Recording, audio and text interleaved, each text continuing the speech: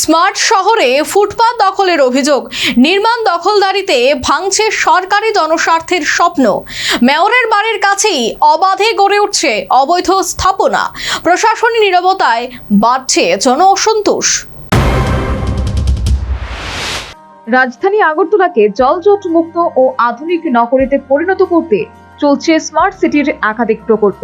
রাস্তা প্রশস্ত করা হচ্ছে, নির্মাণ হচ্ছে রাস্তার দুধারে বক্স কালভার্ট, জল নিষ্কাশনের সুব্যবস্থা গড়ে তোলার পাশাপাশি পথচারীদের নিরাপত্তার স্বার্থে বক্স কালভার্টের উপরিভাগকে ফুটপাত হিসেবে ব্যবহারের পরিকল্পনাও নেওয়া হয়েছে। কিন্তু বাস্তবে দেখা যাচ্ছে সম্পূর্ণ উল্টো চিত্র। রামনগর রোড নম্বর 5 এলাকায় নবনির্মিত ফুটপাত ইতিমধ্যেই দখল হতে শুরু করেছে।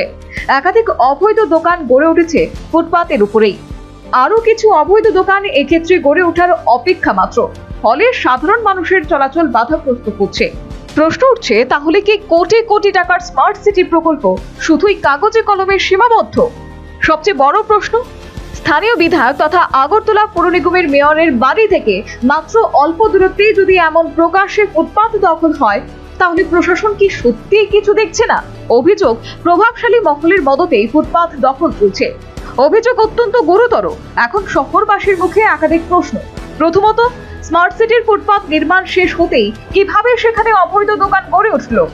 দ্বিতীয়ত, মেয়রের বাড়ি এত কাছাকাছি এলাকায় প্রশাসনের নজরদারি কোথায়? তৃতীয়ত, যদি অভিযোগ সত্যি হয়, তাহলে দখলদারদের বিরুদ্ধে এখনো পর্যন্ত দৃশ্যমান ব্যবস্থা নেওয়া হলো না কেন?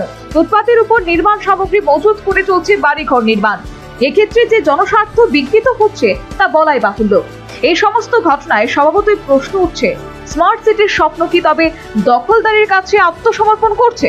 এখন সেই উত্তরই খুঁজছে বিশেষ করে রামনগর 5 নম্বর রোড এলাকার বাসিন্দা সহ গোটা আগরতলাবাসী।